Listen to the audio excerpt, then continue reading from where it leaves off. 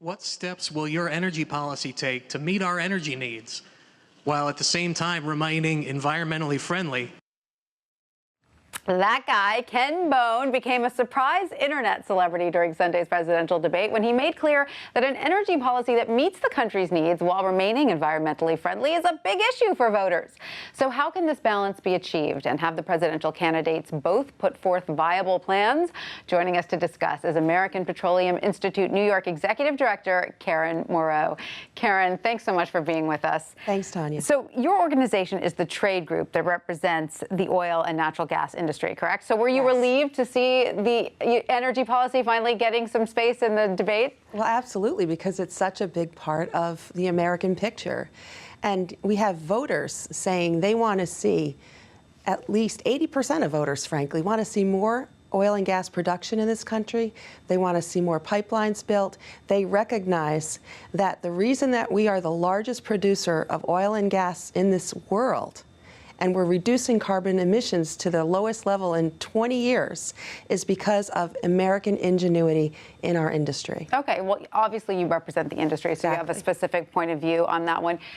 The industry has grown a lot over the last 8 years under a Democratic administration. So what are you looking for from the next administration? Well, I think the next president really has to embrace energy policies that ensure a reliable, consistent regulatory scheme, something that we don't have to do over and over again. We don't want duplication. We recognize that the states have been effectively regulating our industry for years. And frankly, our companies are out there constantly improving, and the government has to allow innovation to take place. So you want to keep regulation at a state level? Yes. All right, let's listen to the candidates talk on energy. First, we're going to listen to Donald Trump. Energy is under siege by the Obama administration, under absolute siege. The EPA, Environmental Protection Agency, is killing these energy companies. Now, we know that part of what the job losses in the energy sector, part of what's accountable for is the fact that there's been a glut in the industry. So how do you balance a glut in production with job losses?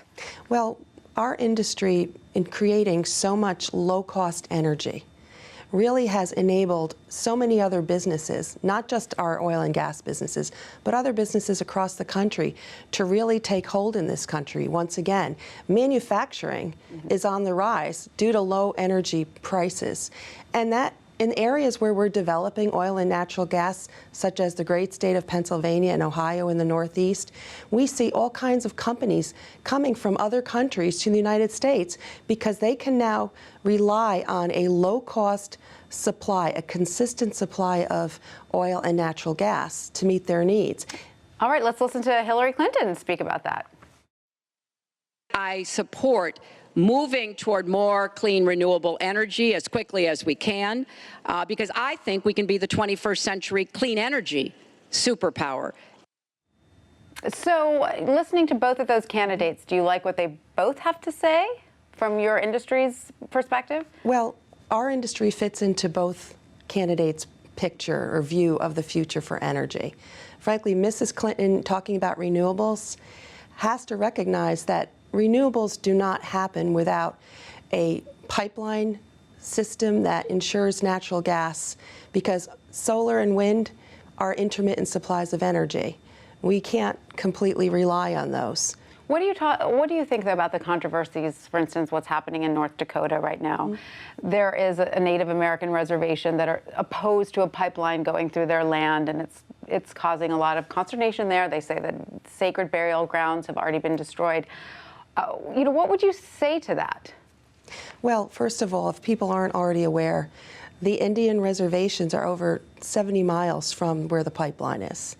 And we've seen across the country activist groups that are funded by folks who are really opposed to seeing our nation make progress in oil and gas production.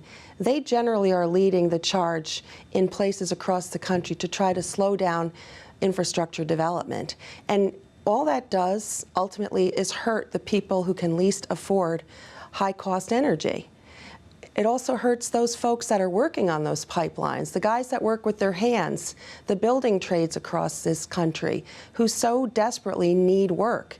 So there are a lot of people that aren't working that could be working if our candidates embrace the right energy policies. Okay, now we know we've seen growth in the oil and gas industries and sort of natural renewable industries. We know coal has been struggling. Both candidates addressed the coal industry, but there doesn't seem to be any realization of the promise to clean coal. That doesn't seem to be on the horizon. What are your feelings about the coal industry? Well, I think that the coal industry, just like the oil and gas industry, just like any industry, needs to be allowed to let science and technology drive their futures. Government should not be in the business of picking winners and losers. And sadly, with the coal industry, what you see are entire communities devastated by political decisions.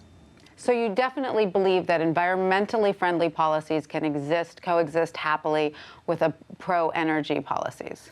Absolutely. And it's a nation that can produce not only low-cost energy, but produce wealth for many people across the board that guarantees better environmental policies. And again, we've reduced carbon emissions to the lowest level in 20 years because of increased natural gas usage in electrical generation. All right, Karen Moreau, thank you so much for coming to talk to us today. Thanks, Tanya.